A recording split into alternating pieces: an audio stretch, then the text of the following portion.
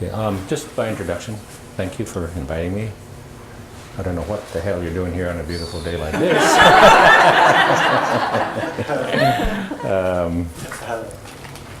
Anyway, I wanted to show this film. It's short, but they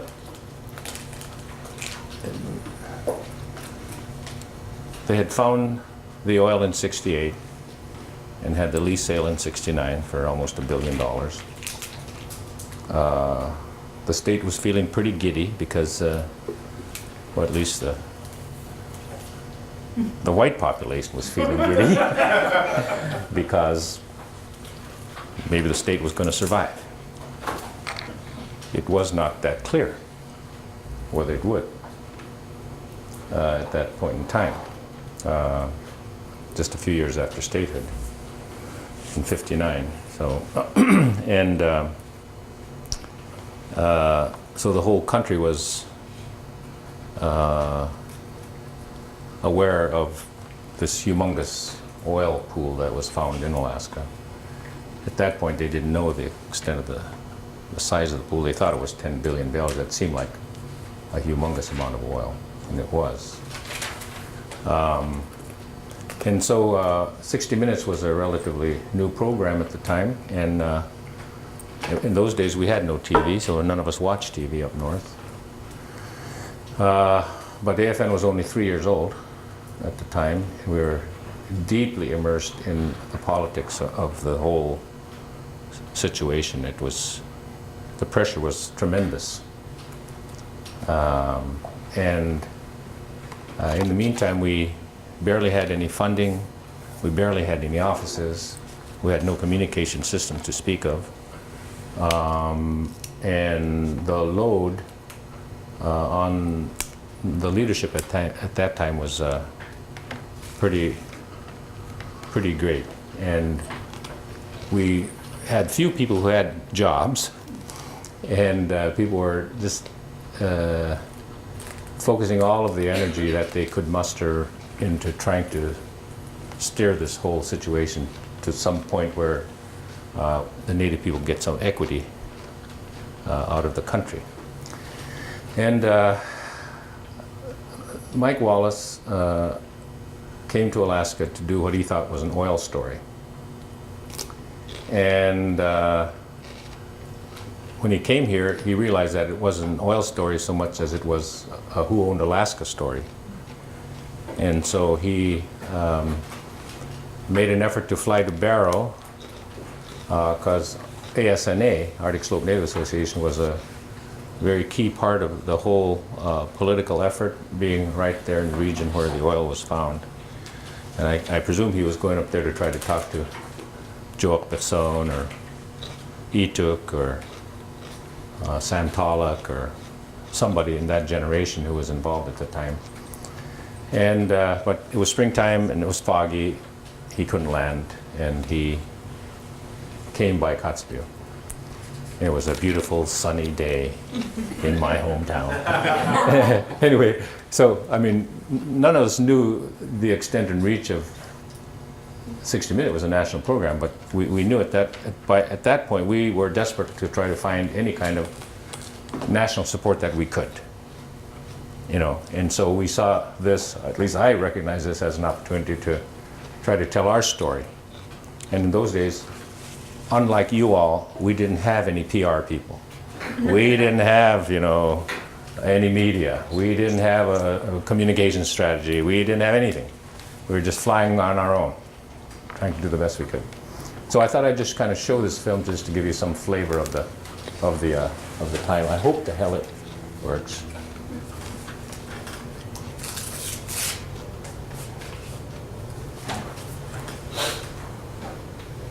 I thought I had to just hit that one.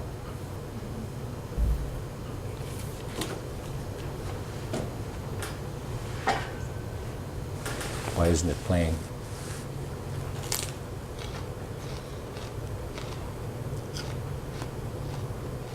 Maybe this one? Is anybody amongst all you technical experts, isn't there one of you who knows? As I used it last night and it worked fine.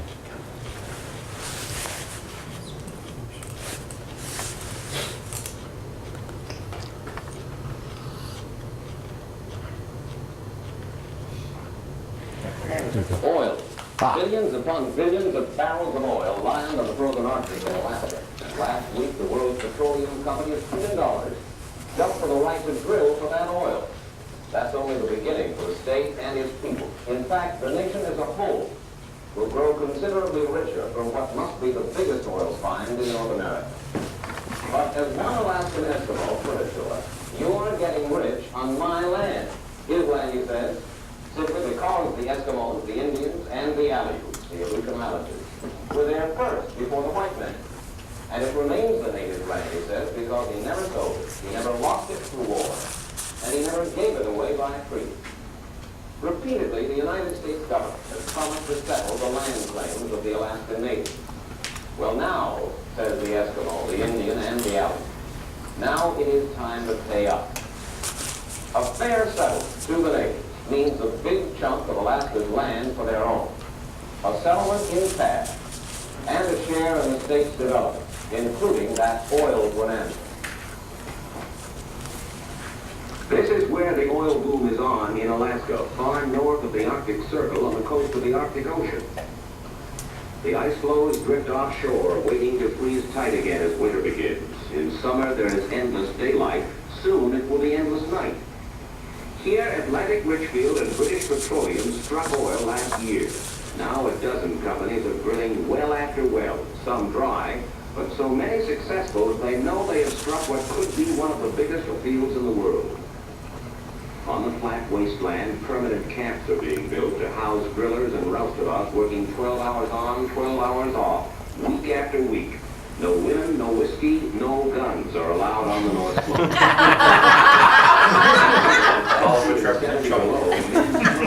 Machines break down, but the drilling goes on around the clock.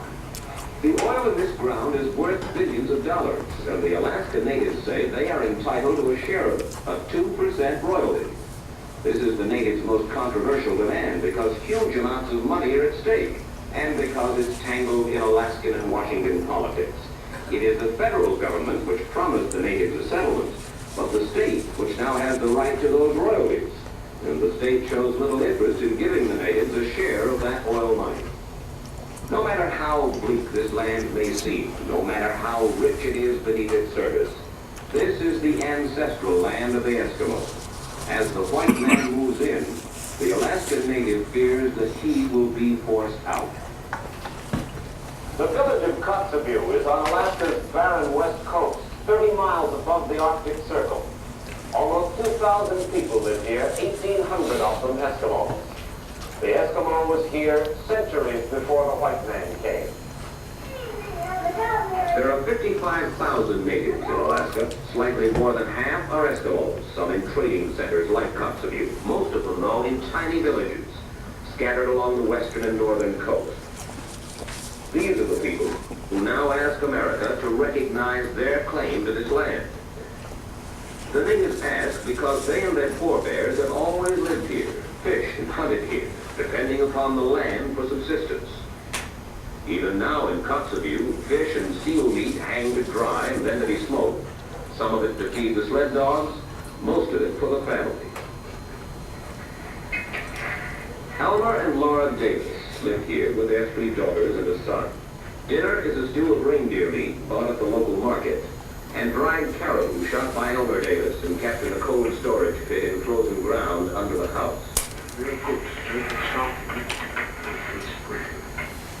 Children and parents all live in this one small room. It's one of the reasons Eskimo disease rates are high. Tuberculosis occurs 20 times as often among Eskimos as among other Americans. Elmer Davis works by the hour a few days a week for the local electric company. Unlike many native families, the Davises do not get any welfare help. But they have no savings for the future, and Elmer Davis is now 62. Laura Davis, who owns this house that you're living in? I do. He owned it. Your husband owns it? Yes. How do you know that he owns it? Do you have a piece of paper that says that he owns it? No. Elmer? No. You own this house? Yes. Well, what about the land that this house is on? Who owns the land that this house is on? Both of us. Do you have a piece of paper that says that you own it? No, Don't you need a title? Don't you need a... I never asked for it. With none of the white man's paperwork to prove his ownership, an Eskimo's claim to his land is in jeopardy. In Kotzebue, whites have filed for title to all of the choice sites. So the Alaskan natives are asking for cash, $500 million now, for land already taken from them. That's in addition to future oil royalties. But more than that, they want ownership of 40 million acres, 10% of Alaska's land, for subsistence now and development later. Why 40 million acres? Because, say the natives, commercial reindeer herds like this one may graze over hundreds of miles. 16 herds use nearly 13 million acres of tundra. These reindeer will provide meat for market in the fall. In summer, they're being corralled so the antlers can be trimmed off and then ground into powder to be shipped to Korea for use as an aphrodisiac. Caribou, much like the reindeer but wild, roam over hundreds of miles, and the natives who hunt them say this land, too, should belong to the native people. One of the Eskimo leaders is State Representative Willie Hensley of Kotzebue. What makes the Eskimo believe that the federal government or the state is going to take that land they claim? You know, and I know, what the history of the United States has been when it comes to American Indian. The movement west, initially friends, cooperative. But later on, the pressure of settlement all the way across the west. When the Indian wouldn't give, then that's when you had the battles. And you herded them on the reservations. They were defeated people. To me, the question of the Alaskan, Eskimo, and Indian is a similar question. Except for this particular day and age, we don't have the covered wagons. We've got the pipeline. No, we've got roads coming into our area. And the fact of the matter is we have a native title to this land, just like the Indians had Indian title. But we think that after these hundreds of years, of battling with the Indian and taking his land and giving him a piddling amount of money, we think that it's time that the Congress and the American people would please give us a fair deal on our land. Most white Alaskans say they want a fair settlement for the natives, but not one that would threaten their own interests. Clem Tillion is a fisherman, Harlem, and a power in the state legislature. I can see stopping the whites all say around a village from taking the land around that village that's used for the subsistence hunting of the village. But I don't think that a native has a claim to an area that was not occupied by his tribe or not occupied by any native. Just because his skin is getting brown shouldn't give him any more rights to this state than my 4 children who were born and raised here. They're natives of Alaska too. He does have a claim, and I believe that money is the way this should be settled. The Alaskan natives are pushing their land claims all across the state. The Aleuts in the Aleutian Islands, the Eskimos along the coastlines, and the Indians in their small villages in the interior. This is the Indian village of Tanacross, about 450 miles north of Anchorage. Indians have lived here for centuries, long before the white man arrived here. They feel this land is theirs by birthright. The people of Tanacross have good reason to fear that the white man wants their land. Their chief is 69-year-old Andrew Isaac. They like to get it all if they can. And we want ourselves to have enough land for our native people that we can use it because we know how to use this land long before these white folks come and last anyway. Chief Isaac says Tanacross and the neighboring villages use 6 million acres of these mountains and rivers and lakes. It is country that remembers the gold rush that saw wildlife decimated to feed the miners. Now the highway to Fairbanks makes this prime land for vacation camping. The state tried to sell wilderness sites here at the New York World's Fair, even though it was land the Indians already had claimed. Chief Isaac had filed papers on behalf of his tribe which were lost or ignored by the state and federal governments. This is a state campsite, again on land the Indians say is theirs. Indians often arrive at their ancestral hunting and fishing grounds only to find white fishermen and hunters already there. The Indians still depend upon berries picked and canned for winter.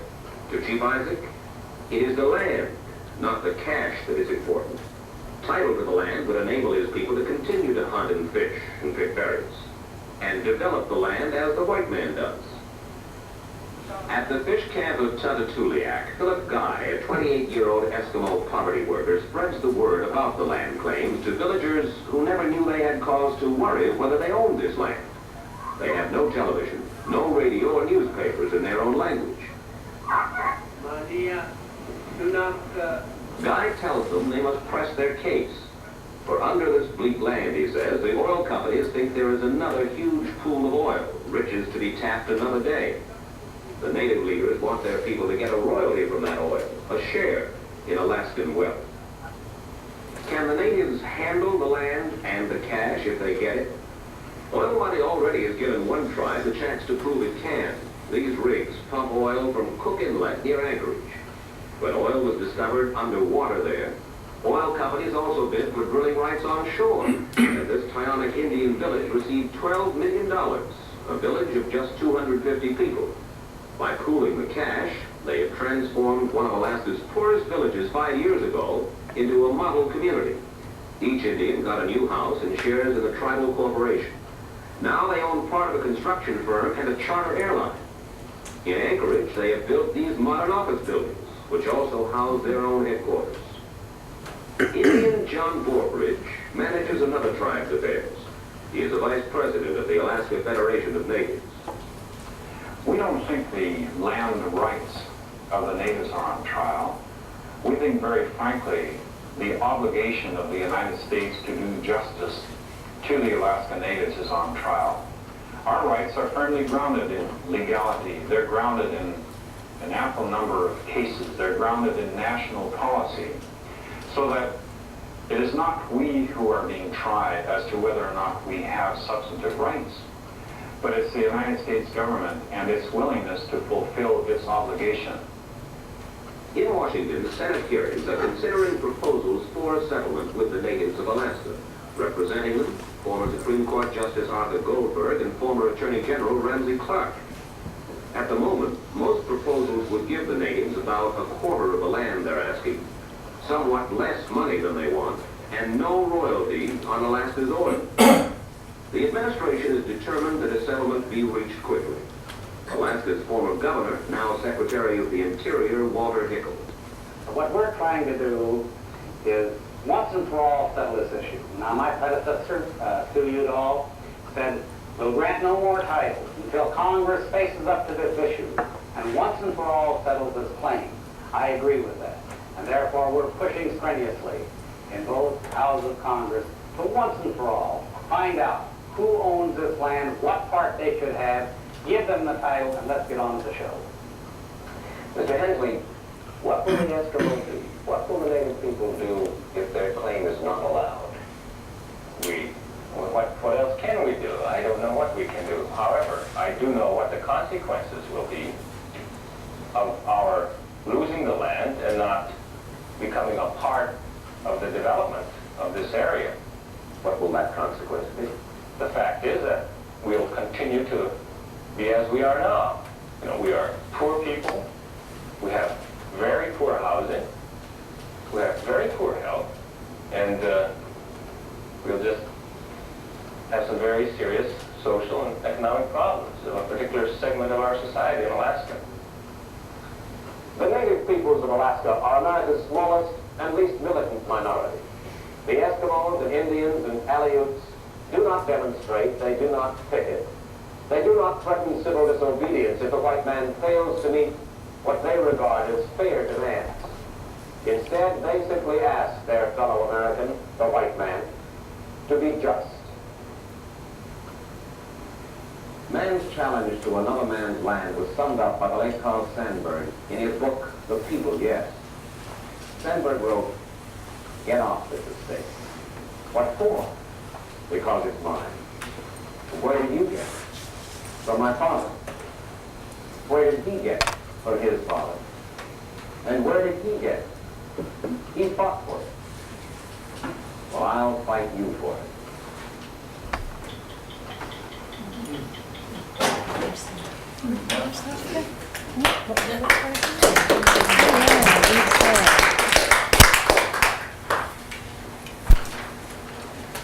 What year was that, Lily? 69.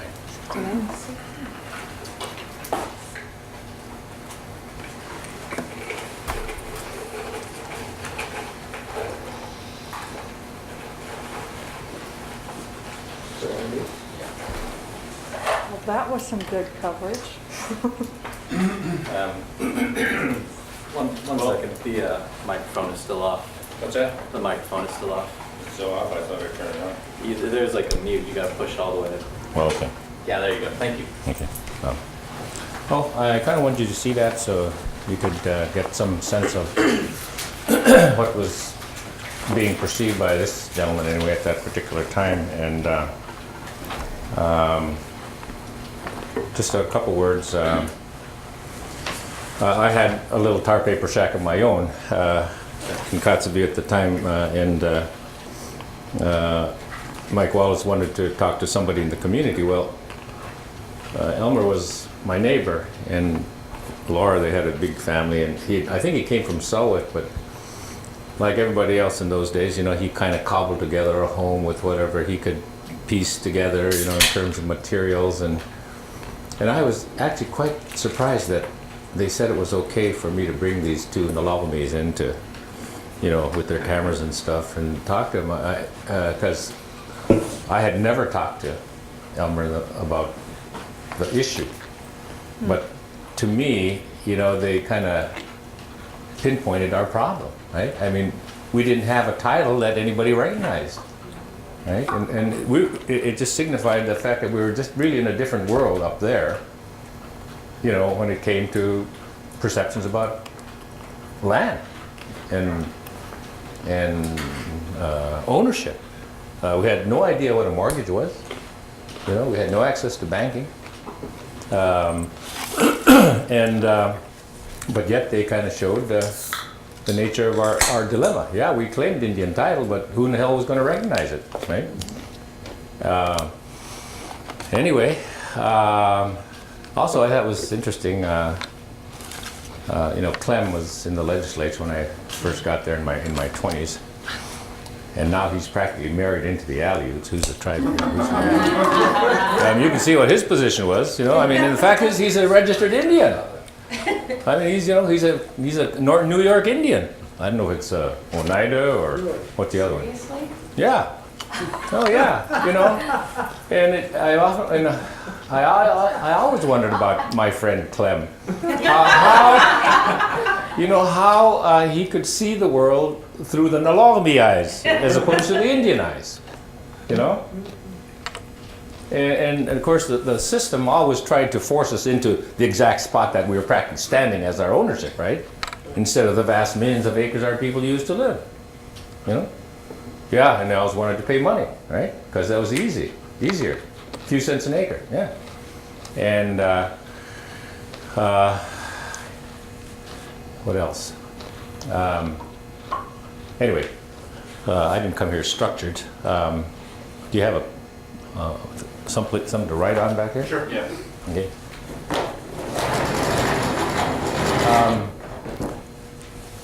Before I go rattle on about things that I want to say, I would like to know what you want to know. Because I know you've had a zillion other speakers, real brilliant people, and I'd rather not cover the same territory.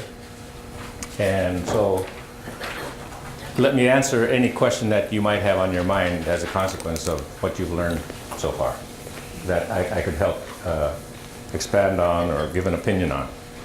Okay? So who has a question? It's a complex subject. I'm not sure. I have a good question, or I think it's a good question. Maybe it's not. If you put yourself back in December 18, 1971, the first time when you read the Alaska Native Claims Settlement Act, what was the one thing that you immediately was like, oh no, and you wish you could have changed? Okay. And then, is that the same issue you wish you could change Okay, Now. all right. Okay. Yep. Okay, what else? My question was similar, and it was about after the Claims Act came about, what was the feeling in Alaska about it? Did it feel like a success? What was your perception of it? Among which people? Yeah, Among which people, natives or non-natives? natives. Okay. Actually, maybe both. Yeah, both, Yeah. the way, yeah.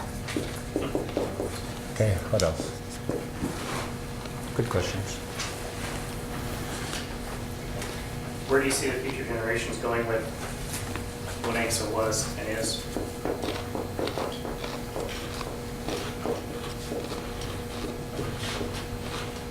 Something like that? Yeah, it works. Okay. My grandmother had to be kind of talked into enrolling because she did not consider herself native. Yep. Did you run into a lot of that? So did you experience a lot of that?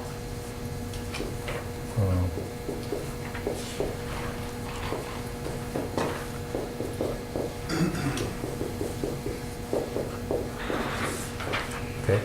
What do we have to do right now? Now? Now. Not 10 years right Okay, there's some more over there.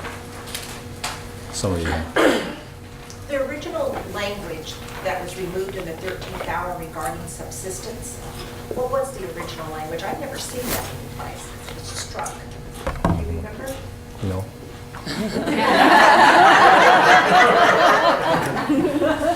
It was just gone. Okay. What was it? We had a little bit of a different twist. We were sort of interested in your personal story a little bit more, like when you were writing your paper, Okay. did you have any idea the importance that would be?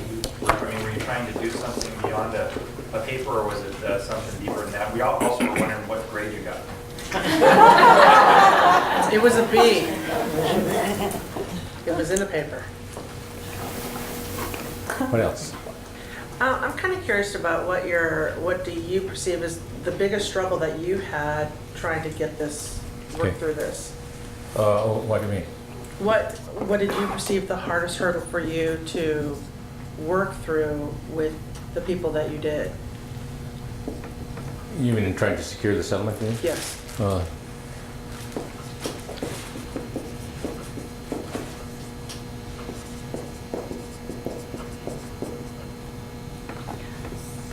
Willie, I was interested in how you guys learned to lobby this issue. Because I would imagine the Alaska Native people up to this point didn't have a lot of experience lobbying Congress on issues. Okay, good. Okay. All right, anybody? Okay. Well, if you think of something, just hop off. I'm gonna move my thing, but and take my jacket off. It's getting kind of warm. Anyway, I think maybe what I'll do is start with the paper first, because before that time I was pretty much a complete and total ignoramus, really, about anything relating to Native Alaskan rights. And you have to understand that, you know,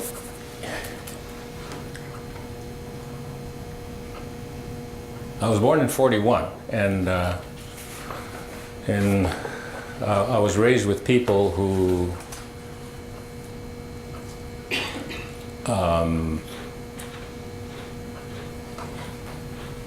entered school as youngsters in the sort of the Sheldon Jackson era at the turn of the century.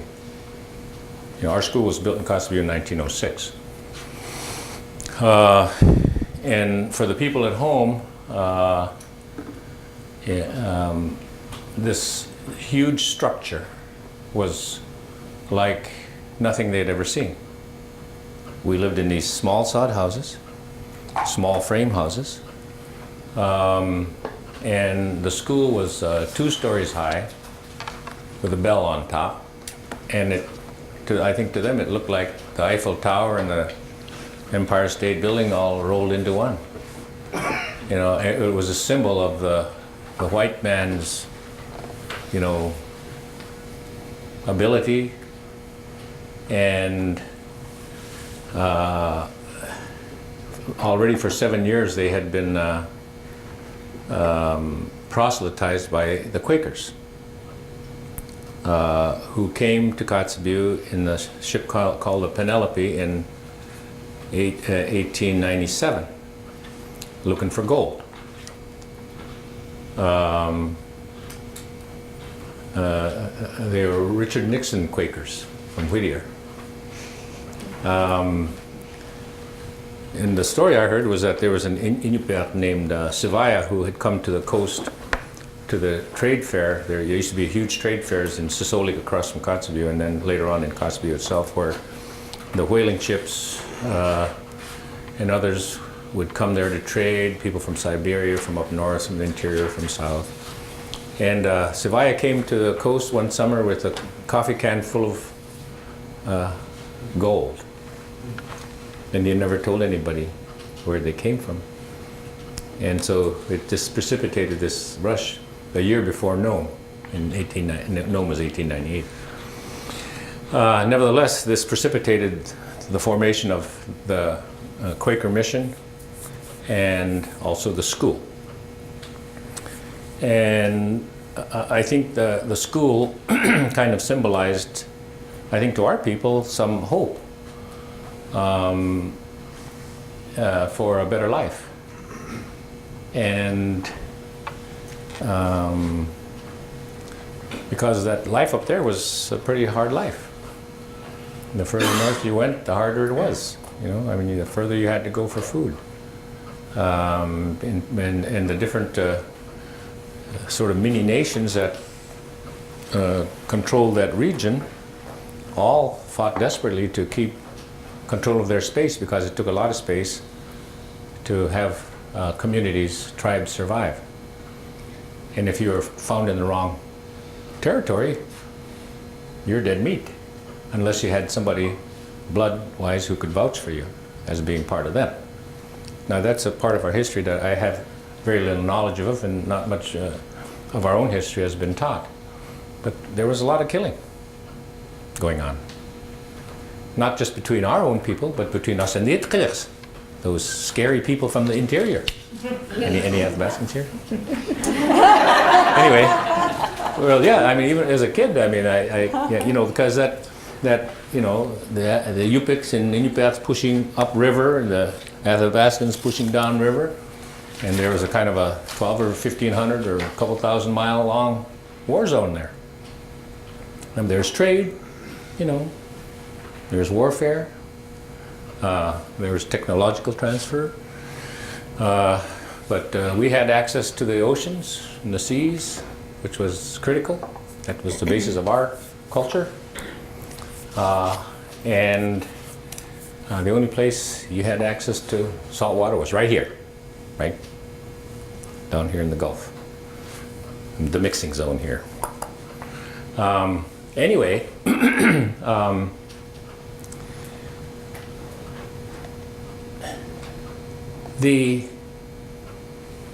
I think we have not properly understood the role of the church in colonization.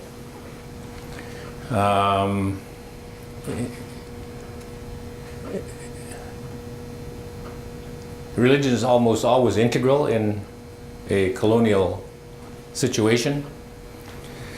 It was true in the Russian days after they accepted Christianity in the 900s, and as they started moving east, you know, they were fighting the remnants of the Mongols who were Muslim. They were fighting the infidels. God was on their side, you know. And once indigenous people were conquered, it was almost always with the blessing of the Tsar in that part of the world. I mean, there was a little that went on without the Tsar's concurrence. And needless to say, the thing that normally takes place is the issuance of a tax to show who's in charge. In those days it was called a yasak, usually paid in fur. And so the Tsar almost always appointed a representative for the crown into these new territories, so he could be darn sure he got his share of the fur and the taxes that were imposed. And the way they did it was they enumerated who was who. If you were the head of a clan or a family, you know, you were obligated to pay X tax based on the size of your family. If you didn't pay it, you were imprisoned until the rest of the family paid. That's something they learned from the Mongols in terms of trying to establish their control. And most often, the way they established control was to take hostages of the children of the chiefs, so that they could control it. Okay. And then the Russian Orthodox monks would come, because the educational system was an integral part of changing their identity and to bring the loyalty of this now controlled people into the realm. Okay? This is universal, you know, and I never really understood that very much, because I was too busy down in the gutter fighting the political battles to sit on the mountaintop and contemplate my navel and think philosophy and history, you know. But you know, you can't look at Alaska history without understanding that history. And in the course that I teach, which I did last night for 5 hours, you know, we sort of start our course in this key battle in the Ural Mountains of now Russia in 1582, thereabouts, when a grandson of Kuchum Khan's Khanate was taken, where his capital was taken, the capital of Sibir. And I like to talk about it because it has the elements of the forces generally involved in an occupation of new territory. And you know, the Russians' strategic success was in their control of waterways and portages, the trade routes, you know. And of course, fur was a tremendous value. And we know we never get this in our schools. We never get this history in our schools. They didn't have central heating anywhere. And especially in the castles of the rich, it was kind of chilly, you know. So they used fur not only for warmth, but for a show of wealth, for gifts, for bribes. And there was a great value on it. And of course, one thing about fur hunters is that, at least those guys, they tend to hunt them out. Our people generally try to make sure there was reproduction. You know, don't kill the goose that laid the golden egg. But over there, they almost always wiped out, you know, the source. And in Siberia, it was sable. Well, the Russians had taken control of Kazan in that area. But Genghis Khan's grandson, Kuchum Khan, controlled this one space that the Russians didn't have control over. And it's not clear, at least from my reading, as to whether or not it was the idea of this capitalist of the 1500s who made his livelihood around the White Sea area, who was a very successful business person. His name at that point, it was Anki Stroganov. His empire consisted of salt and agricultural products, fur, copper and iron. And the Tsar was his customer for both products and lending. And so whose idea it was, I don't know. But the Tsar didn't put up his forces, didn't put up his cash. It was this businessman who needed more territory too. So you had the coincidence of interest between the Tsar for expansion and the business person for expansion, because he knew he'd get concessions. And so Stroganov hired a gentleman. He was no gentleman.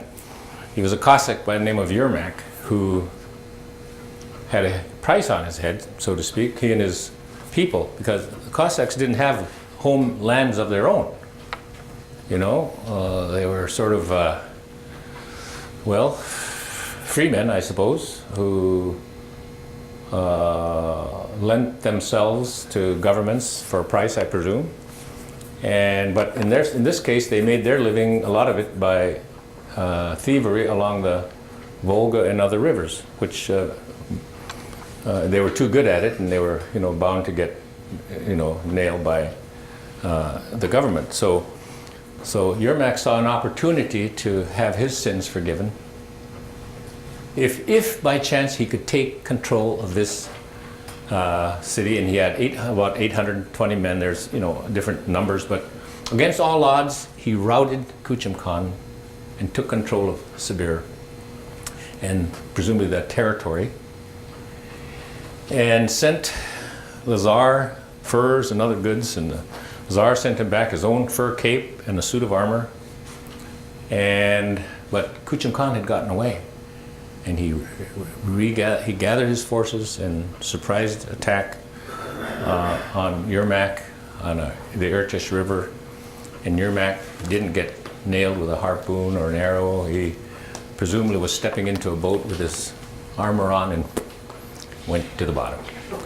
But the significance of that was that it showed the vulnerability of that area, and eventually was overtaken, which in a short order, the Russians were Alaska's doorstep.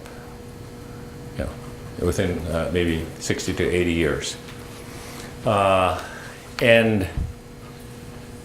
by the time they got to the Aleutians, they were pretty well honed in their practice of taking control, because they had the arms, they had the guns.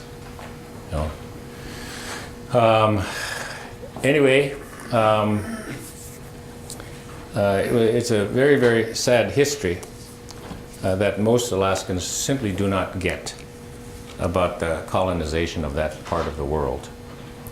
It was, in my mind, something like a Holocaust.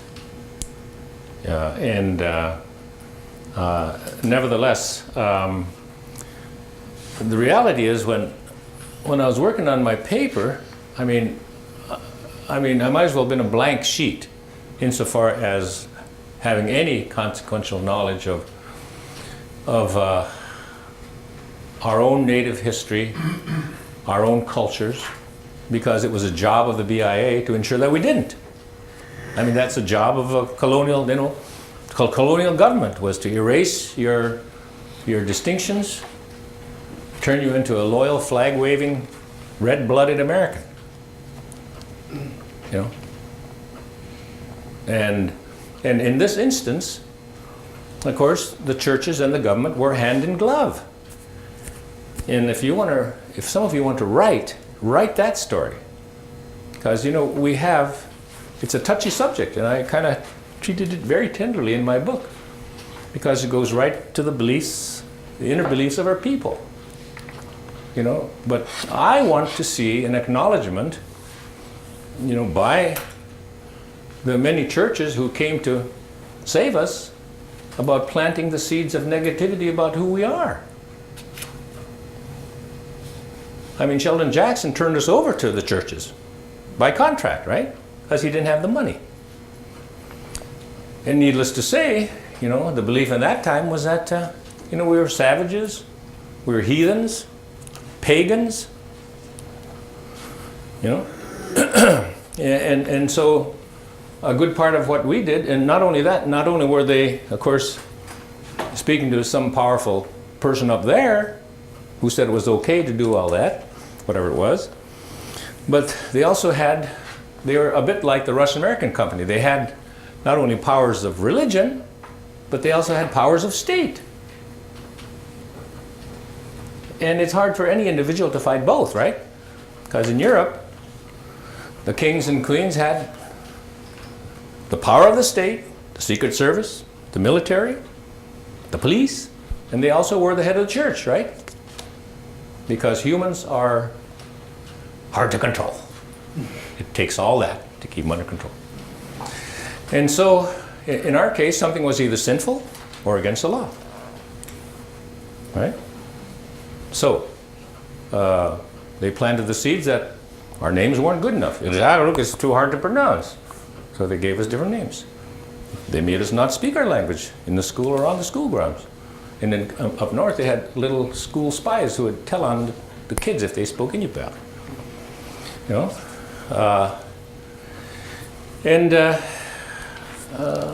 They began trying to create us into images of them. They found, in our case, in fact, I call my book "We Stopped Dancing," you know, based on an incident across from Kotzebue when a missionary went to, I think it was a messenger feast, and he had sort of tolerated the dances before that, not really understanding the nature and the meaning of them. But when he saw the power of those dances, and probably the dim light, you know, the men jumping out through hoops that looked too small or just appearing out of nowhere, and the wolves' eyes looking like they were alive, he went back to Kotzebue and declared our dances were pagan and sinful. So they planted these seeds of negativity about ourselves. If our language wasn't good enough, our religion wasn't good enough, and our music and dance weren't good enough, and our kadagis weren't good enough, and our ceremonies weren't good enough, well, maybe we weren't good enough. You know? And not only that, they taught us to obey authority. You know? Because in those days, that was who they were. They were the authority. And it's my belief, and I haven't studied this, you can study it, but I think, you know, when they passed the IRA law, I think it was sort of up to the head teacher in the village to implement it. That's why we have, I cannot believe that I am a member of the native village of Kotzebue. I'm not a native village, I'm a Tarume. We would never have given it some simple name like native village of. And I think there's probably a lot of native village ofs, tribal constitutions, right? I suppose they meant that was part of their job, was to make sure that it got implemented. It wasn't as if we had a big wave of natives saying, hey, we want IRAs. We had nothing to do with it, right? It was a one-size-fits-all government mandate, right? Okay, that takes care of the history of the tribes. Anyway, I guess what I'm driving at is by the time we got into this thing, not only had the non-natives convinced themselves that we had no rights to the land, I think there was some question about our own people wondering whether or not we had any rights to our land. You know? And you could be darn sure that people were afraid of standing up and fighting. You know? Because the Nolomis had a lot of power. They took, you know, they were afraid of losing our schools, afraid of losing health care.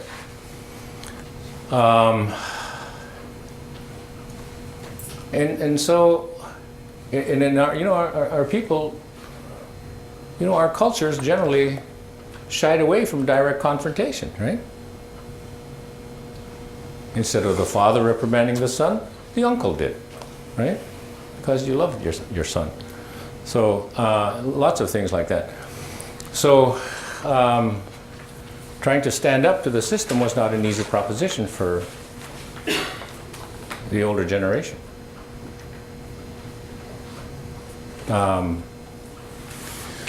And I've often asked myself the question too, you know, why did our people permit this devastation of our world? You know, but I really think it was in part because life was so darn hard that people struggled. You know, I mean, you worked hard, very hard.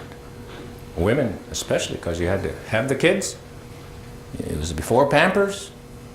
You know, you had to try to keep them clean. You had no electricity. You had to do it all by hand. You had to melt the snow. You had to get the ice. You had to get the wood. You had to, you know, it was lots of work.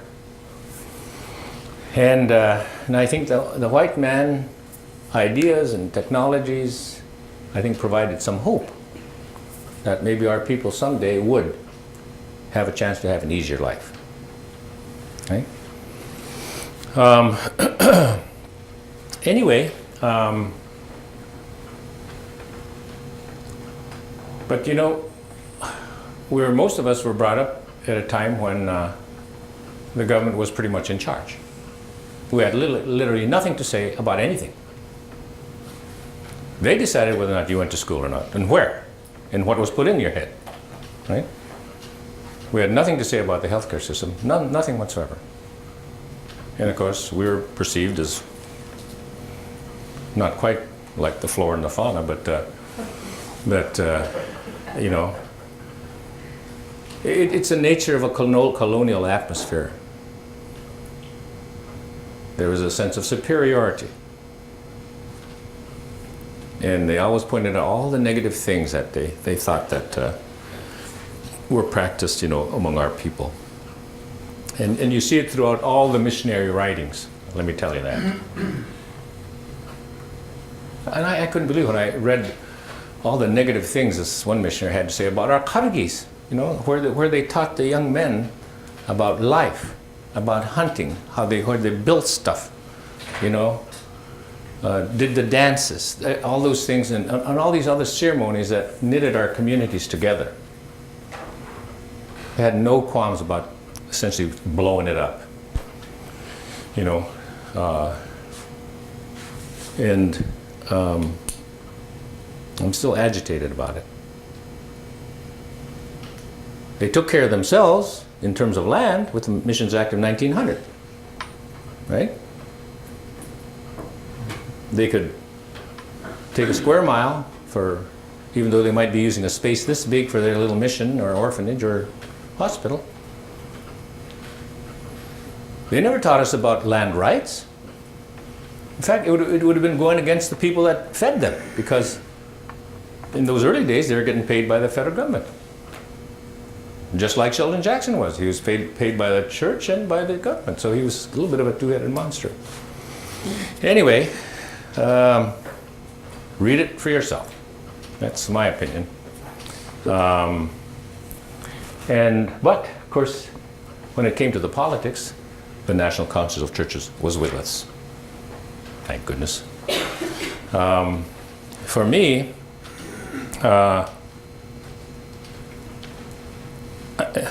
I think I was raised in a world that was completely alien to today's world, in the sense that we had our own little world. You know, I mean, we lived in 3 different sod houses out in the country, and I never gave it any thought until I grew up that we literally had not a single piece of furniture.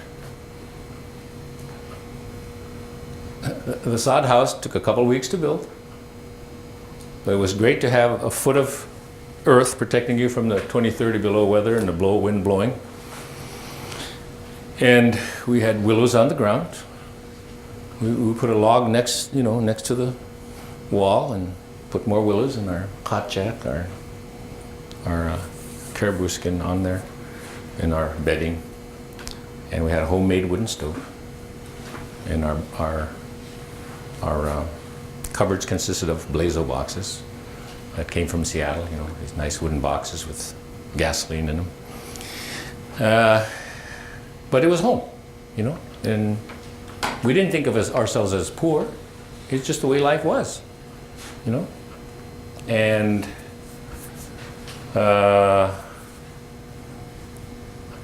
we had to get out there and make a life. It's like our people had done for thousands of years, except we were a hell of a lot better off because we had a gun, we had a primus stove, we had a Coleman lamp, we had a sharp knife, had a pair of binoculars. But still we lived on the same animal life and food, fish, berries, caribou, seals, belugas, you know, that was our life. We had little knowledge at that point that this was a fading way of life in a sense because of coming changes that were going to overtake us. And the BIA was in firm grip on the education side. Of course, it was all reading, writing, arithmetic, and as far as they were concerned, we didn't have the intelligence to do more than, you know, pound nails or turn a screw or, you know, God only knows what might have happened if they had someone intelligent who thought that we also had intelligence, and we might have started off being doctors and lawyers and engineers instead of, you know, what they thought we could do. And of course, if you had any skill, they'd take you away and give you a chance to go to Chicago to learn to be a mechanic, you know, in what they call the relocation program. They, I think, quickly changed it to employment assistant because relocation didn't ring real well. But you know, literally, the most talented people often ended up in San Francisco or Seattle or some other place, you know. So in a way, your leaders were being picked away and sent off somewhere to become a urban American. Anyway, precious few of our people got to the university, and if they did, they generally, the only place they could go work was for the BIA. I know lots of them that I knew. I mean, I don't know how they managed to reconcile their own notions about their own identity and culture with what they were forced to do in terms of eliminating our culture. I mean, Reggie Jewell's dad, you know, was one of the earliest ones. Percy Pollock Sr. was a teacher and a preacher. You know, others who were the cream of our educated class, they were captured by the system in a sense. But that was the world they were brought up in. If they were going to take on the system, they were going to jeopardize their livelihood. You know? So that was sort of the situation.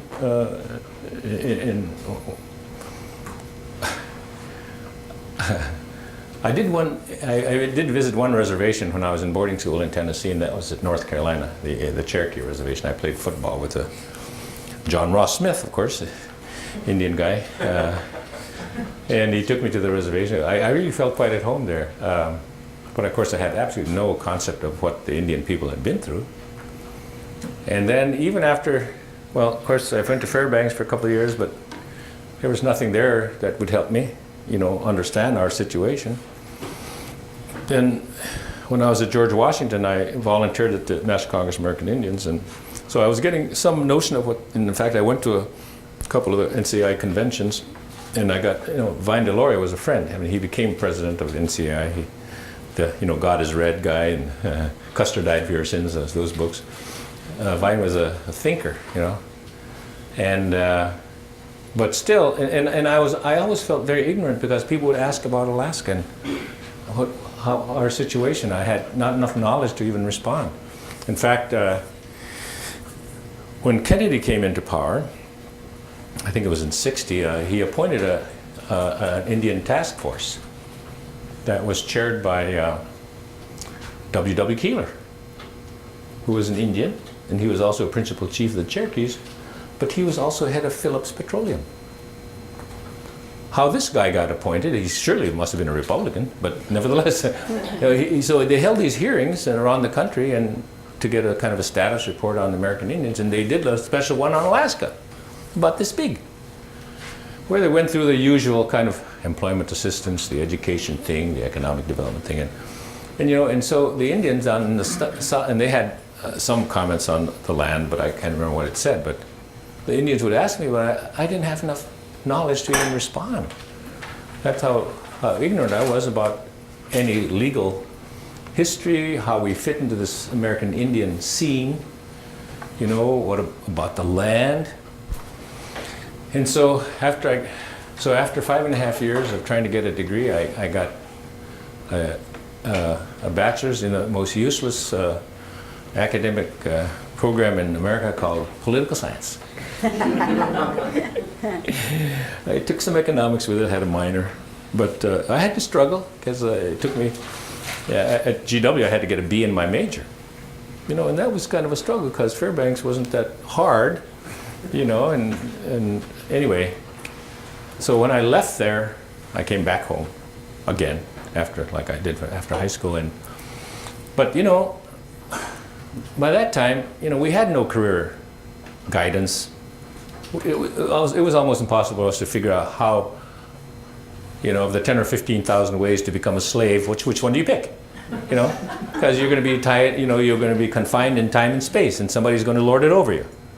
You know, and that was a hard thing for our people because our people liked that life they knew. In those days, we were products of the seasons, right? You do whatever you had to do at certain times of the year. And of course, needless to say, cash was becoming more important too. And so when I went to Fairbanks, just by chance, in some, you know, I don't know if this has happened to you, but something happens where your life all of a sudden, instead of going this way, you go that way. And when I saw this course being offered by Jay Rabinowitz, I thought, constitutional law, well, maybe, you know, maybe I'll try that. Yeah. And so by that time, shit, I was a useless hunter anyway. You know, you know, it'd been way too long, right? I mean, really, shoot, I was gone from 15 to 25, right? And so, but that one course literally changed my life in the sense that it gave me a comprehension of something that I owned, right? I mean, that's why I'm a firm believer in research. And if you take my class at the other school, do a 20-page paper, because once you do that, you own it. And so we could pick any subject we wanted to, and I picked essentially who owned Alaska. Yeah, I mean, wanted to know, and I titled that paper, you know, Alaska Native Claims, the primary issue. I was sort of the primary question. I was actually playing with words even then, because there was an election coming up in August. So I used the word the primary question, right? And anyway, so what I did was I was able to go back and try to comprehend. I was an old lawyer, but I was trying to comprehend the nature of that legal relationship between the American Indians and the federal government, and to try to figure out the land. And so I realized this was a treaty, this was a contract. It was enshrined in the Constitution, in the Commerce Clause, and you had the federal preemption, you had the federal power over that relationships, not the states. And then I looked at the Treaty of Cession to try to figure out, you know, what did the Russians think they had? And what did the Americans think they were buying? And what did it say about the indigenous people, right? And then I looked at the Organic Act of 1884. I wanted to know, well, what did that do? Well, when I looked at that provision that said that we would not be disturbed in our use and occupation of land or any land claimed by us, I thought, shit, we own it all. I mean, you know, any land claimed by us is all, you know. But of course, it was toothless. You know, on the one hand, they were, like they've done before, they were giving the whites a chance to claim our land for gold, because the Indians probably, who's a Tlingit here? Did they actually bring Joe Juneau to where the gold was? That's what I heard. And that's almost always the case, because you know the land, right? Anyway, so because of that gold in Juneau, they needed to, it was a law of the gun. If you were a minor, you had no way to claim it until they applied the Oregon law. But at the same time, of course, they were promising protection, but it was toothless, you know? And then I looked at the Allotment Act of '87 and tried to understand what they were doing with the Indians, and then it was applied to Alaska in '06. And then I began to realize that, you know, while they were claiming it was going to be for the benefit of the Indian, it was really an opportunity for everybody else to get Indian land, right? So between 87 and 1934, they lost 100 million acres of land or thereabouts. But they inserted this provision, for 20 years they couldn't sell it.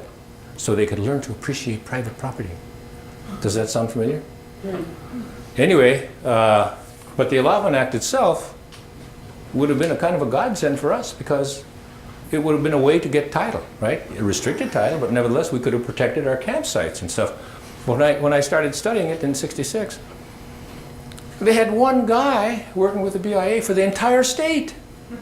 And I don't think they even had a brochure to pass us around to saying, hey, you could get land. You know? It was like they kept it under the table. Only because of the poverty program did we have anybody out there helping people get allotments at the absolute 11th hour. You know? Anyway, and then I learned about the Missions Act of 1900, how the Christian societies got an ability to get title to their land. That's why Kotzebue, a big chunk of downtown Kotzebue was owned by the church, Quakers. A big chunk of Yakutat was owned by the Presbyterians. You know, a big chunk of Bethel was owned by the Moravians, right? Anyway, then I learned about the compensation system, the Court of Claims process, and the Indian Claims Commission process.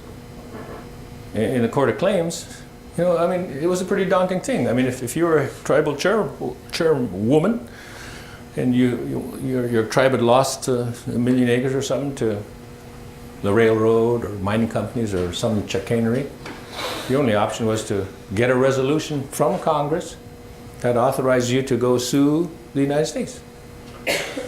And then what you would do is you'd hire an anthropologist and a lawyer. and the anthropologist's job was to go culturally determine the extent of your use and occupancy. Yeah? And usually it was big space, right? Because at least up north anyway, and in other places, because you went far and wide to support the people of your tribe. And then the lawyer's job was to determine if there was an illegal taking. A taking was a legal term. And the time of the taking. And so if it was determined that, yes, it was an illegal taking, the time, then they multiplied the time at the value of the time of the taking times the amount of acres, and you got a number. You know, $20 million or something. Well, when I realized, after looking at that the Clinkets had spent about 35 years in court, and what did they get? A measly $7 million and something, and not a square inch of land. I thought, that's not fair. That's not even close to fair for some of the richest timberland in the country, with the taking of the Tongass Forest. You know? So they really taken to the cleaners. But generally speaking, if ANCSA hadn't come along, that's all you'd been stuck with. Yeah? And so I knew that old system of the Court of Claims or the Indian Claims Commission wasn't going to be applicable. It wasn't going to do the job for us.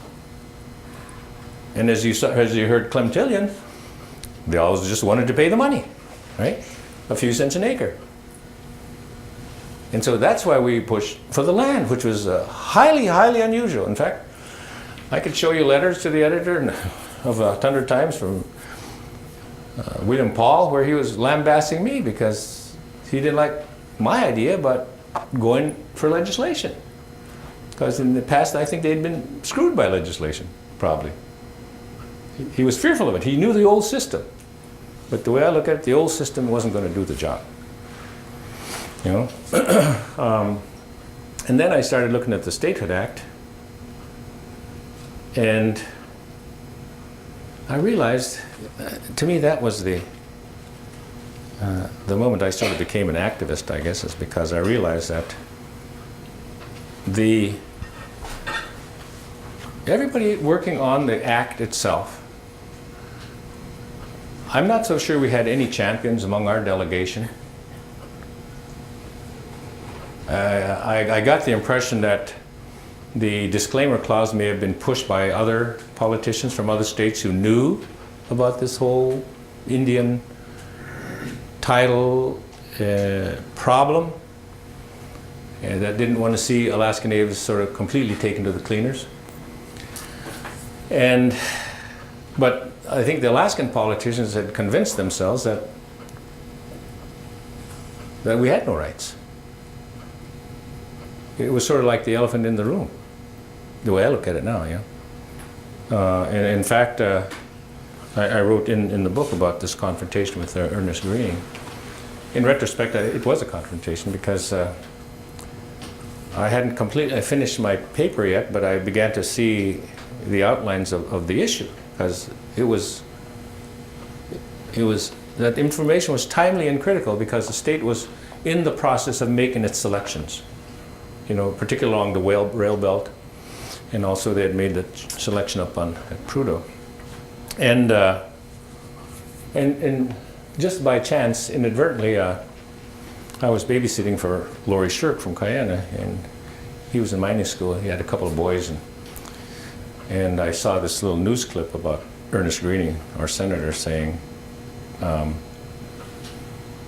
what we need to do is pay off the natives and get on with the development of this land. So kind of like what Clem was saying, or even Wally was saying. At first I got angry because I thought our good senator was throwing cold water on our claims, on whatever rights we might have. But then I thought about it, and I thought, wait a minute. I thought, he must believe that we have rights, because you don't pay somebody off just because you want to pay them off. You pay off because they have rights.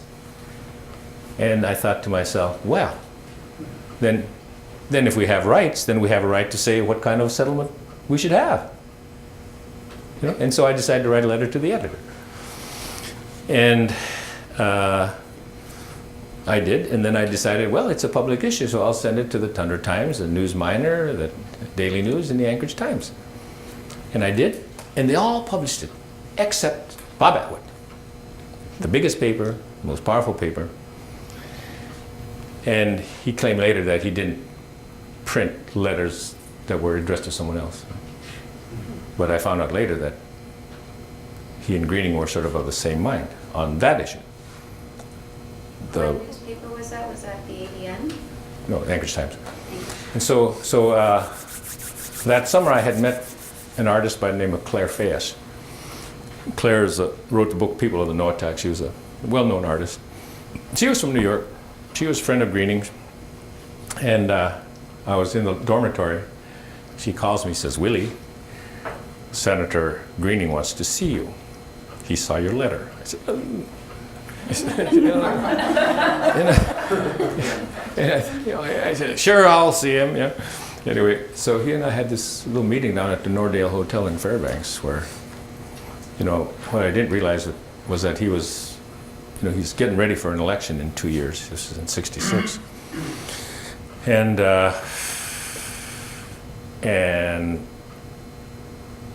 he said something like, well, Willie, I said, I saw your letter. He said, I'm not sure if you know that I'm the man who got rid of the no dogs or natives allowed signs that were all over the state. He said, when I was governor of the territory, I'm the man that did that. And he said, on top of that, he said, I'm the person who got native people involved in the political system. Then he began to run for office. And then on the land issue, he said, I've been trying to get the Secretary of Interior to do something about this problem for a long time, and he hasn't done anything. So I didn't know exactly what to say, but I said, Senator, I said, you did the right thing. And getting civil rights for Native people was an important thing, and you did the right thing. I said, on politics, yes, we're affected by the laws like everybody else, and yes, our people should be involved in the political system. And I said, you know, I mean, you're one of the architects of the statehood. And the statehood bill authorizes the selection of 100 million acres of what I think is our land. You know?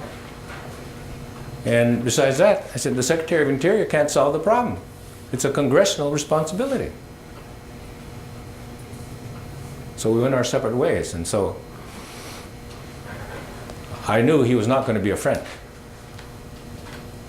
And he was literally a great liberal. I mean, he was a doctor, a Harvard graduate, you know, a diplomat, a governor, a senator. And I decided that he was no friend. And I backed Mike Gravel. Odd Mike Gravel. Our Mike Gravel. But, you know, because he would listen to us, you know, and we figured we had an opportunity to convince Mike that this was an important issue that needed resolution, and he won in '68.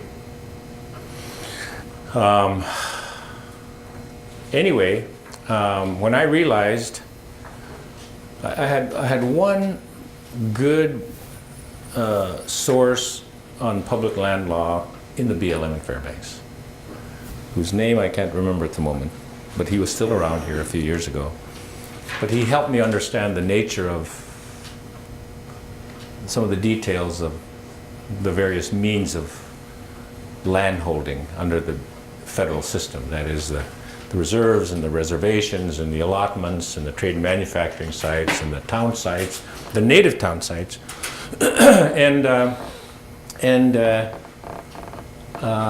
So I had a little bit of information. I had some understanding of the evolution of the law that was really important at a real critical time. And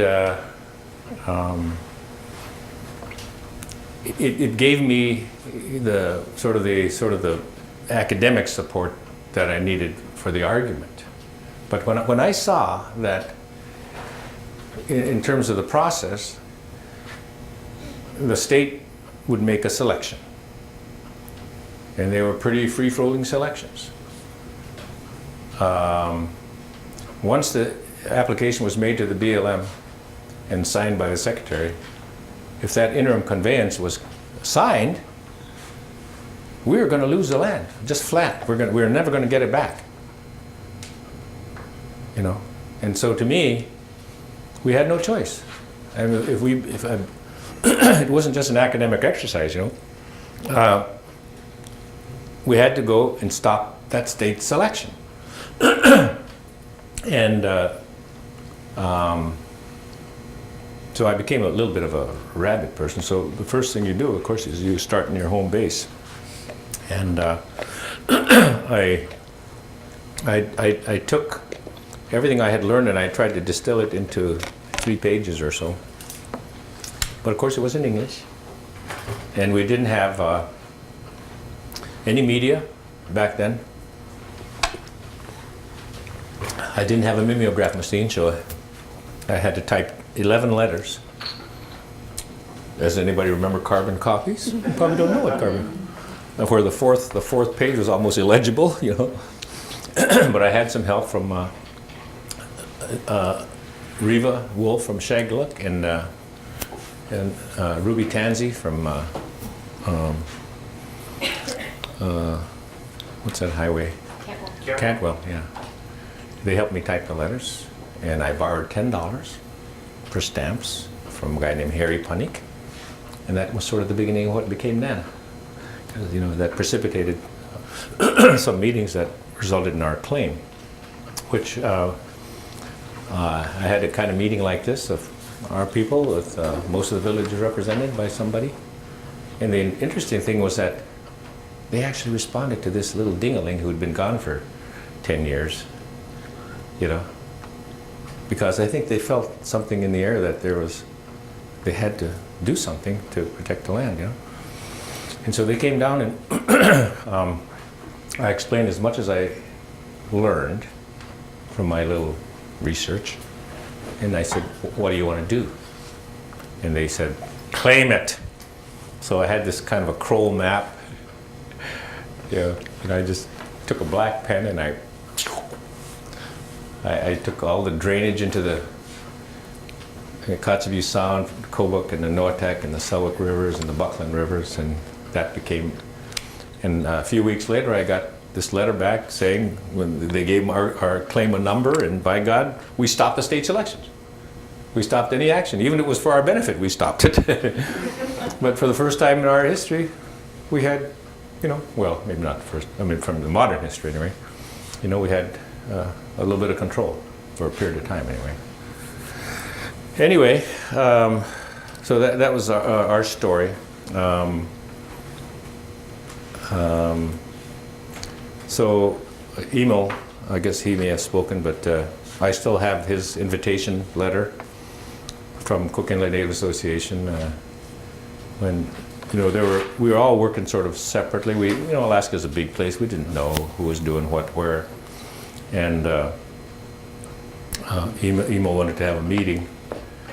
And he wrote me a little note saying, come on down maybe a couple of days early so we can chat.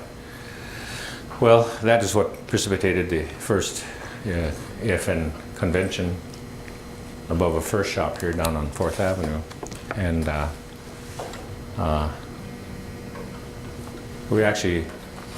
there was a chance we could have lost control of AFN even from the beginning.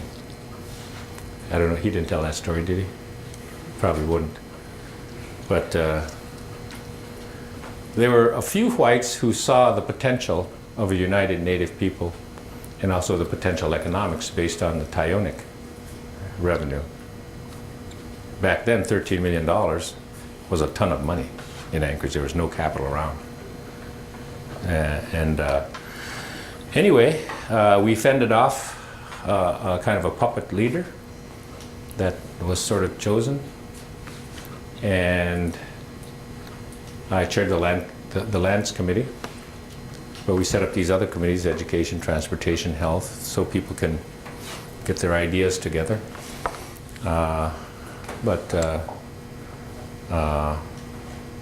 We had, of course, no legal counsel in the beginning. We had actually no money. We never had any income. AFN was sort of like a big tent. We had villages in there, we had tribes in there like Borbridges, Tlingit Haida. They had money. We had urban groups like Cook Inlet. We had NANA, the old Northwest Alaska Native Association that we created. And ASNA was really, actually, we could have ended up having a single Inupiat region, actually. Ituk, you guys know Ituk, huh? Charlie Edwardson? Well, Charlie was he had some depth of comprehension that a lot of people didn't, even in his older generation. He had, I think, more notion of what was at stake, and he actually helped precipitate, I think, the claim, the Arctic Slope claim, which took place about a few months before Nana's claim. But they had the question of, how far south did they go, And after our conversation, I got to know Charlie because of Brenda Itta, who worked for Senator Greening in Washington, and Charlie got a job as a doorman for Mike Gravel when Mike Gravel was Speaker of the House.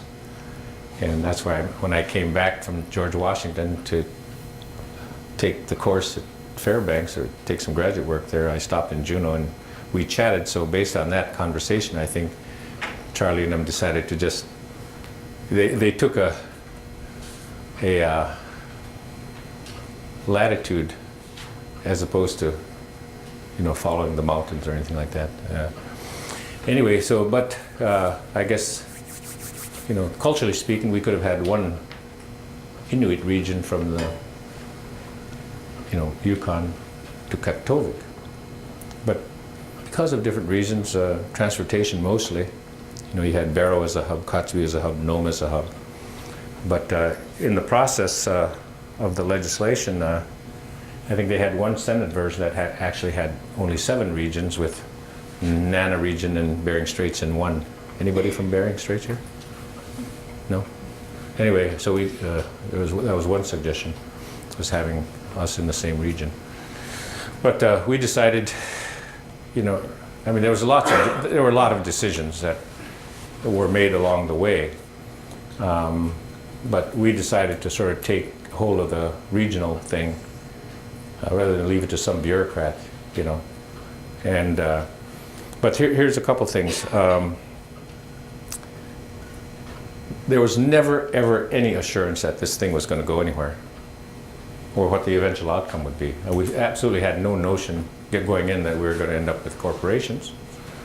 We didn't know what we were going to end up with. All we wanted control of our space to carry out our existence in our different cultures.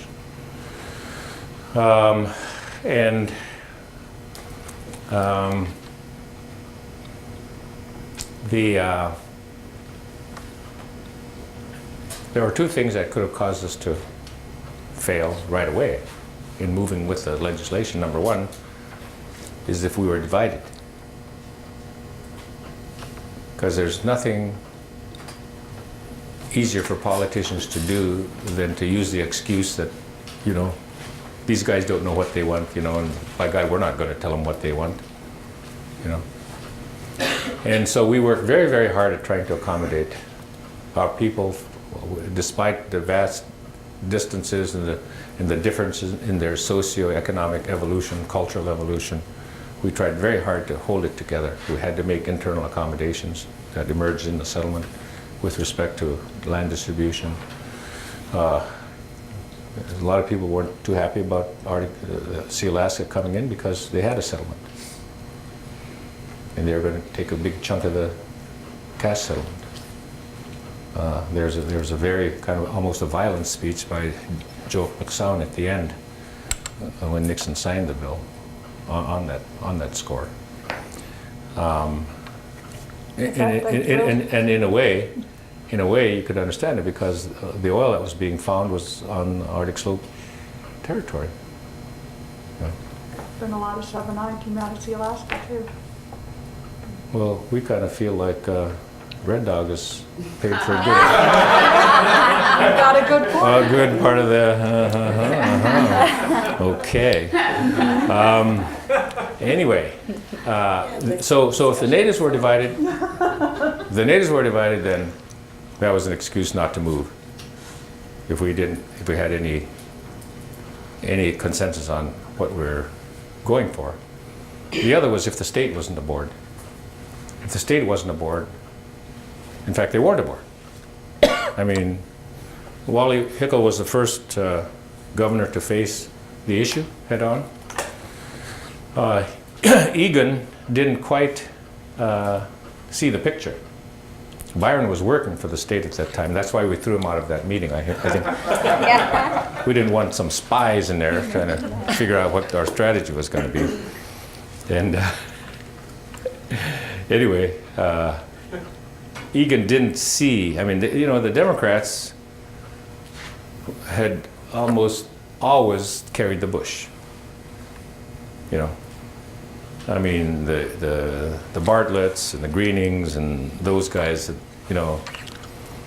had worked very hard to make sure that the villages came through for the Democrats in these statewide votes. In fact, Dan Cuddy liked to tell me about, as a Republican, he said they would work very, very hard to elect somebody statewide, and he said they'd think they'd be winning, and he said that damn canoe vote would show up and we'd get wiped out. Anyway, Hickel was no shrinking violet, He was going to bulldoze us out of the way, legally or politically, whatever it took. As far as, he was doing his duty as a governor of all the people to make sure that the state survived.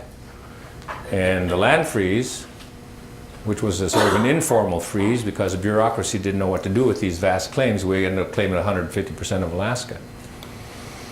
And then, dang if Nixon didn't win the office in '68.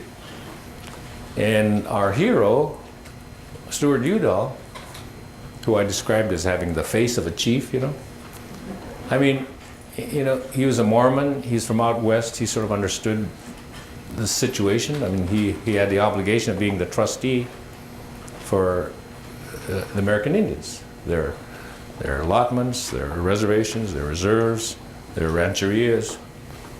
He was their trustee. Well, I think in the back of his mind, he probably felt he was a trustee for us too. But our rights were not specified. Our land rights were not specified. And if he let our land go, he knew that that was our estate at stake. So on his way out the door, literally, he withdrew the entire state of Alaska and just kind of froze it solid. I call it super freeze. And I was in his office reviewing the press release when he did that. And so, lo and behold, what happens? Nixon picks the fox to guard the chickens. You know, he selected Governor Hickel, our arch enemy, to be our protector. Well, we all knew what his job was going to be. His job was going to be to bulldoze us down there, you know, to try to get, because they already knew they had the oil, and by God, if the state was going to survive, they had to have that revenue. And we had sort of cut it off. And so we were in a spot. And then, of course, Wally was his own worst enemy because he had flapping lips, and he made the burgeoning environmental community go ape when he said something like, "What good is a tree out in the forest looking at a tree?" You know, and on the land trees, you know, oh well, what you all can do by executive order, I can undo. Well, that was fighting words for us. So we tried to work it out. We knew Alaskans were just absolutely enthralled over the notion of having him down there doing two things: getting the land claims resolved and getting that pipeline, but mostly getting the pipeline. Yeah. And so we tried to get some assurance that he was going to keep the freeze, but we couldn't. We actually made a special trip, 4 of us: Emil Noddy, myself, John Borbridge, and Eben Hobson. But by that time, they had him completely under wraps. Couldn't hardly get to him. And when we did, he didn't give us any assurances, and we absolutely had no choice but to go to the Hill, go to the Senate, to the Interior Committee, see if we can get them to understand that if they couldn't get a commitment on the freeze, then we were hoping that they wouldn't confirm him. Well, I'll never forget when they put the question to him, and Wally knew, I think, that his confirmation was going to be dependent on how he responded to that question. And he finally admitted that he conceded that he would not do anything with the land freeze without coming to the Senate Interior Committee. Bow! We had him in a little straitjacket. And yet, some months later, or weeks later, they had this great big party at Hickel's house. Herblock, the cartoonist, had done this real neat cartoon. I should get it sometime. It was called The Kibitzers. And you had Wally Hickel there, sort of sitting at a table with his crew cut and at a card game or something. And then you had the moose, and you had the environmentalists, you had the Indians, and you know, anyway, he had signed it for everybody and giving it to all of his supporters. Well, he invited me, and I felt a little strange going in there to accept this cartoon, you know, because we weren't exactly on the record we supported him, but it was after he was in the straitjacket. Yeah. Anyway, it was great fun. But you know, that was very, very key because it provided the opportunity for the Senate and the House to deal with the issue before it got even more complex, right? But had it not been for Nixon and 2 or 3 people of his staff, one of whom who was a young lady at the time, Bobby Kilberg, who I got to know when I was on the president's, what they call it, Council on Indian Opportunity or something. That was chaired by the vice president. We had one meeting. I was somehow, I don't know how and how I got appointed to this thing, but it was chaired by the vice president. our first meeting was with Hubert Humphrey. Our second meeting was with Spiro Agnew. But I saw it really as a platform to try to push our cause, which was the land claims issue. You know, and they had like a half a dozen cabinet members on it. They've never had anything like that since. You know, whatever thing they've done recently doesn't include Indians. They got a new commission that just includes cabinet members and stuff. Yeah. Anyway, the long and short of it is that Bobby Kilberg and Leonard Garment and who's the other guy? They were the three people that helped steer Nixon, you know, in support of the legislation. And we really owe them, and they've never been recognized, you know, by the Native community yet.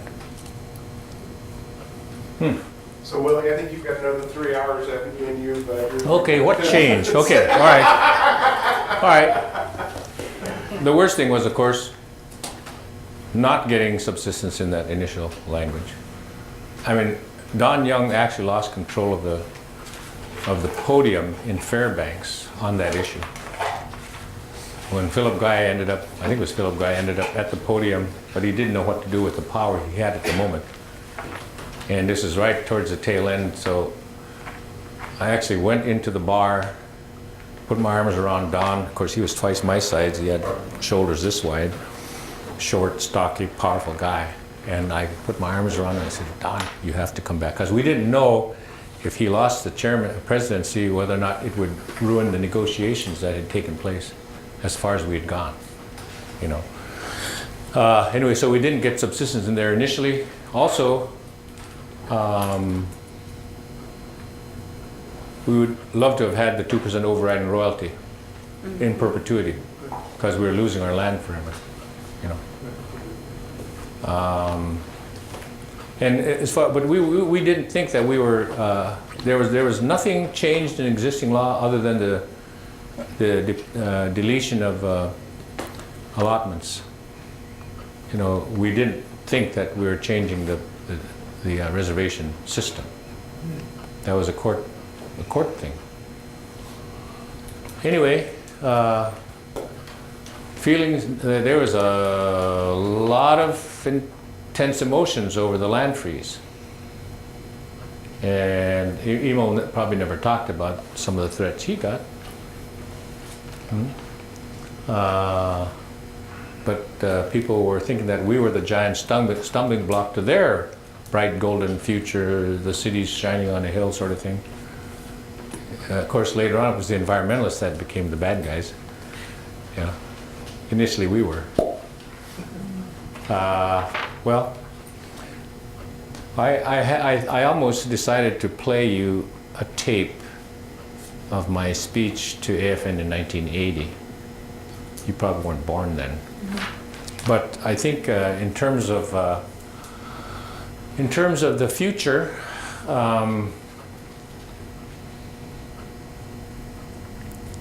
my message has not changed, and it never will change. Somebody put a title on my speech about living the dream. Well, in my mind, you're living the dream.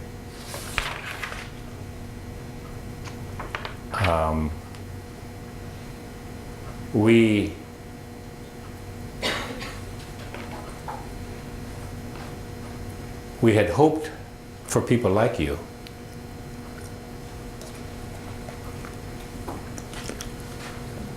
to help make it work, because it was a giant risk to accept this corporate arrangement.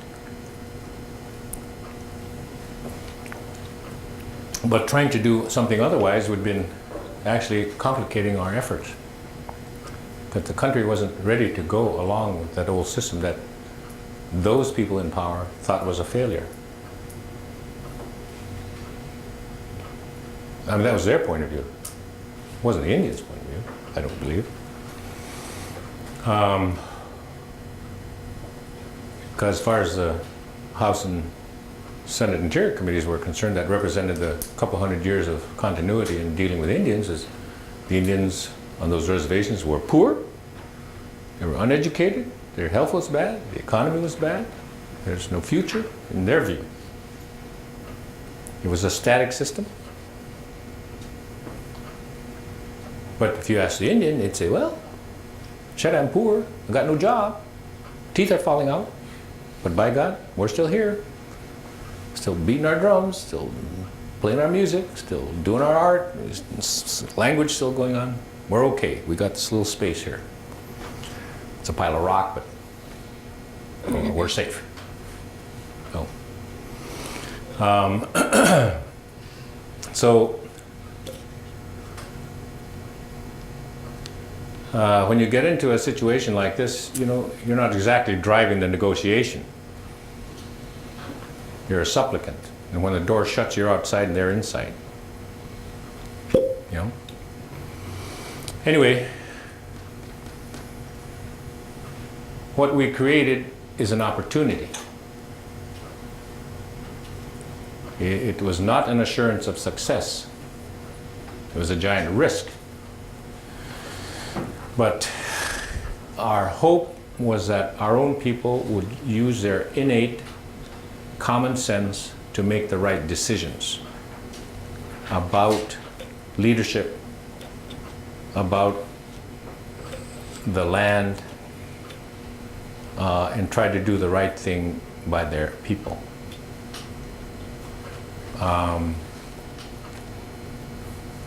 But needless to say, as I started earlier, is that it could be seen as an extension of the notion of termination.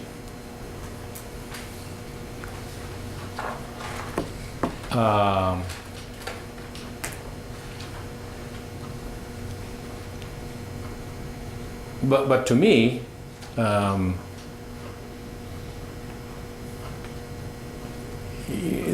angst that corporations are just a vehicle, just a tool. Like we have many other vehicles that are not of our creation. We have nonprofits, we have cities, we have boroughs, we have tribes. Even they're not our creation. You know, and so to me, don't let those institutions confuse you. I mean, the goal is to maintain the identity of our people and the spirit of our people, and hopefully the language of our people, and the values of our people, and to hang on to that land for the future generations. I mean, we are very fortunate people because we have not been shunted about the country like the rest of the Indians down south. We're in the same places our people have been for literally thousands of years. And we fought for that land so we could continue to be there, and your children and grandchildren and great-grandchildren will have a space of their own. But if we lose our identity, as I've said before, that speech in 80, that's what it was all about. It was about spirit. Because if you lose that tribal spirit, that's the last thing you got. If you don't have it, you're like anybody else. And that spirit, to me, is wrapped in language, in music, in art, in food, you know, the knowledge of the terrain, the names of our spaces, you know. To me, that's what's important. Yeah, no question.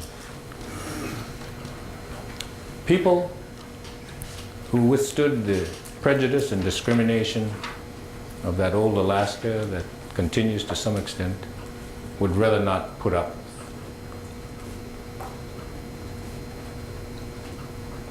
Some people, if they could get away with it, didn't claim their nativity because it was painful.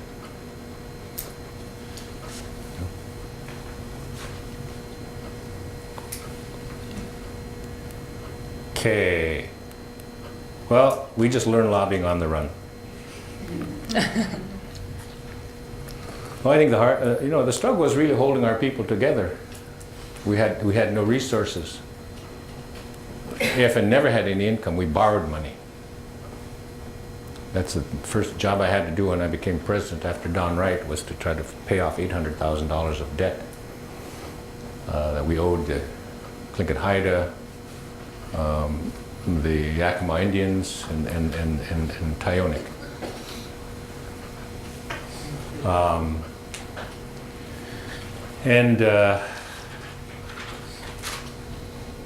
It was very, very hard getting the state aboard. They finally saw their interest, and in fact, they paid for half the settlement, right? With the 2% override and royalty. And we even got them to pay it up front without a penalty, once the oil started flowing. Yeah. Okay, well, it's 5 o'clock. Willie, thank you very much.